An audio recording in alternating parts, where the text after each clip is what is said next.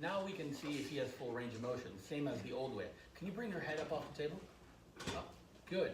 He has full range. He's at least 8'3". And then I could add resistance. I'm not going to. Because I hate this. And nor am I going to put this on your test. You can come up. Oh. Why? Because if somebody's coming in with a neck issue, guess what? You're going to hurt them if you do this. I have to teach you the basic principles, but I'm not ever going to test you on this. It's not on your practical, and it's not even on your boards, nor are you going to be doing this clinically. If a CI asks you to do this, just say, you know, the patient is coming in with a neck issue. I don't really think this is going to add any benefit. Okay? I'll show you some other ways that we can do this in a minute. Okay, you can sit up again. Facing this. You can face the class then. So any questions with the back? If you forget any of this, I'm going to go through MMT and range of motion all at the same time at the end again. And then I want everybody to practice. That's what today is mainly supposed to be about. And then next week, practice, make sure that all your competencies are good. And next Thursday is a full 4-hour day in which all you have is to practice for your board. Not boards, but your test. You take your board for come back in January. Sorry, my mind is set on other stuff. Okay. So we got the back. Let's focus on his stomach. So we know we've already done the chest muscles. We've already talked about the pec, so I'm not going to go over that again. We're going to focus on the muscles from here to here. These are his abdominals. As some people will say, your 6-pack, 8-pack, 12, whatever it is. No, yeah. Or Kager. So there's a lot of these muscles, right? So there's a lot of these muscles that we have. The first one that we have to talk about is the one right in the front. Before we do that, we have to understand some anatomical landmarks. If you've ever looked right in the middle, there's a nice little line. What is that line called? Linea. Linea alba. Very good. Right? So that is your linea alba. Sure, if that helps you remember. Just go. Okay, so that is your linea alba. Right? Straight down in the middle. All of these muscles are going to attach to the linea alba. Okay? Because that's a tendinous insertion. Okay? Now, from that, there's muscles that go straight down. So if it's straight, what do you think it's going to be? What does it work for? Rectus. Rectus. It's in our stomach, which is Abdomen. abdominis. So there's your rectus abdominis. So rectus abdominis is going to start at the lower, basically from your ribs. It goes straight on down, right? So if it goes from there all the way down, where's it going to insert? Rectus abdominis. What's another bone that it can hit and kind of attach to? Pelvic. So where on the pelvic? Maybe a little bit, and we'll talk about another muscle So that it's a attaches pubic to that. crest. Yeah, you have your pubic crest, but also your whole entire iliac region, right? Because it's going to go down, so maybe the medial aspect of the ilium, and then kind of going into that pubic region, right? Because if it's more medial here, that's really your pubic, but if you have a wider pelvis, maybe it's going to go a little bit on that iliac as well. But it's all right there. Does that make sense? What is that muscle going to do? Flex and extend. Not and extend, just flex. Oh, just flex. Because in the front it has to flex. Oh, the On back the will do back. the. Okay. Make sense? Other muscles on the front. So we take that out. On the side, we're going to see a giant muscle, which is our transverse abdomen. Why do we call it the transverse? It goes around. This is our corset muscle. Back in the day, everybody wore a corset that kind of cinched their waist, right? And would keep them together. So it goes all the way from the thoracodorsal fascia again, just like the lats. Comes all the way around and goes to that linea alba. Or basically, here's your rectus. There's these insertions in the middle, and that's where it can attach. What is that going to do? Rotate. Perfect, because it's transverse plane movement. Yeah. So that's our rotation, right? I like it. Overall, this is making sense, right? Nothing out of the blue or crazy, right? Okay. There are two more muscles right here. These are known as your oblique muscles, or obliquous muscles, right? There are two of them. We have an external oblique, and we have an internal oblique. What's important to know about that is the external oblique is going to be going that way. The internal oblique is going that way. How do I know that? Or why do I know that?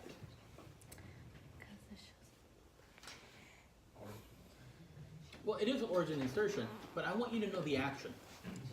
What are the obliques going to do? They're at a weird angle, and they're in the front. It So helps if it's in you the front, we know that it's going to do a little bit of flexion and an angle, so it's going to do a little bit of rotation. If I flex and I rotate to my right, whichever side you're turning into, whichever side you turn in, the internal oblique is active, and the opposite side, the external. So when he goes like that, so turn that way, his left external oblique on this side is active, because you can feel that right here. Then on his right side, his right internal is active, because he's turning in to the right. Does that make sense? That's just a stupid way I remember. Whichever side you turn in, that internal is active, and the contralateral, or opposite, external. Does that make sense? So now let's rip out all of those muscles. I've taken out the rectus, the transverse abdominis. I've taken out your oblique. What do I come up under there? A bunch of your guts, right? Let me rip out all the guts. Now, if I'm looking at the inside, I'm going to see his kidneys. Let's take out the kidneys. Behind the kidneys, I'm going to see a muscle. That is your QL, quadratus lumborum. So it is the deepest abdominal muscle. It's so far back, we can't really treat it from the anterior aspect, can we? We treat it from the posterior because we're kind of pushing forward. And as you may have noticed, I'm not talking about the psoas major or minor anymore, because we covered that with the hip. Okay. So it's not that they're not there, it's covered. Is there a special test to check for Quadratus lumborum? Yeah, we can talk about it. Does that make sense so far? When we start looking at MMTs, it'll make a little bit more sense, and then we can look at some of the ways we can stretch QL and things like that. You wouldn't believe how many people have a quadratus lumborum issue. As a student, I had several. I'm like, I don't know how to fix this. So I'd go home and I found a stretch, and I would do that stretch on everybody, and it helped tremendously. And I can show you that. Huh? Oh, sorry. No, no. No, I was saying because I have the little app, so whatever you're doing, I'm No. taking it now. But is this making sense so far? One more thing I want to mention about the transverse abdominis. So transverse abdominis, as we said, comes around, and while it does insert a little bit on your rectus, it's also going to go down into your pelvic bone with that rectus abdominis.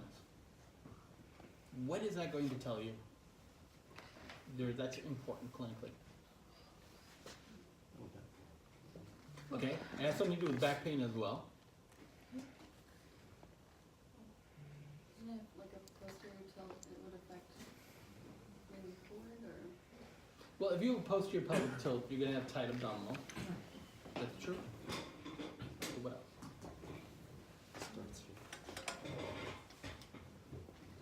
What if you're overweight? What's going to happen to that transverse abdominis? Stretched. It's weak, right? And so that transverse abdominis, it's that corset that's keeping all of our guts in place, right? So if that thing is sagging, what's going to happen? Because here's our kidneys, right? So it's around our kidneys and everything.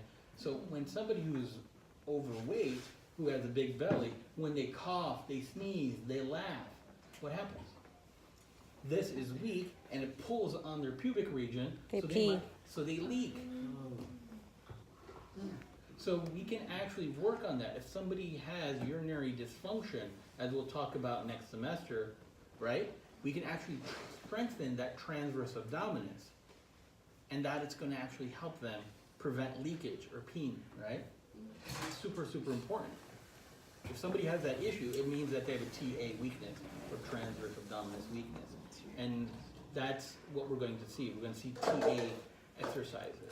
So before you do any pelvic floor exercises, you're going to hear this if you haven't already. Tighten your TA, transverse abdominis. If you don't do that, you're not going to get the full workout. Anybody know how to do that? I know we haven't done Therax or anything. So I would Lay down. into your ankle. Let me put this right underneath. I don't know why. That time we'll go under. Okay, so if we're doing this, you can keep your legs up, that's fine. No, you can keep them up, you're fine. So, one of the things that we can say, and I love saying this to patients, we're gonna pretend you are a puppet. Okay? I don't know why I like telling patients you're a puppet. Okay? Keep your hand right on top of you here for a second. I'm going to take my hand and put it under his back, in the ball of his back. Okay? So when I first start this, I can say, what I want you to do is imagine there's a string on your belly button, because you're a puppet, right? And I want you to have that string and pull that string down right into my hand. Can you do that for me? Okay? Yeah. When he does that, you don't have to hold your breath. Yeah. Right? So, because it's hard, because ideally you want to hold your breath, right? And I can still talk holding my breath, but holding your breath too long, what's going to happen? I'm going to pass out. So you want to be able to bring it in and still breathe. That's the only true way that you can contract it. Okay? Once he does that, then, so bring it down. Now what I want you to do is now keep breathing and lift your butt off the table for me. No. Your butt. Yeah. So bring. So, and bring it back down. So most people will just start doing the bridge without contracting the TA, and you're not going to get as much of a benefit as if you would if you contracted that transverse abdominis. So that's going to keep all of these structures nice and tight, all the way to your pelvic region, and it's going to get nice and strong. Does that make sense? So, anteriorly the muscles we've talked about. We've talked about the rectus abdominis, the transverse abdominis. We've talked about the external and the internal oblique. The internal going that way, the external going that way. Okay? The external points down because that's going to help him turn to the opposite direction. The internal points away because that helps him turn to that side. Okay? And so we have the rectus abdominis, transverse, the oblique. Rip out all of those, rip out all your guts, and we're going to see the quadratus lumborum. So far, so good? Let's do manual muscle testing of that region. Looks great.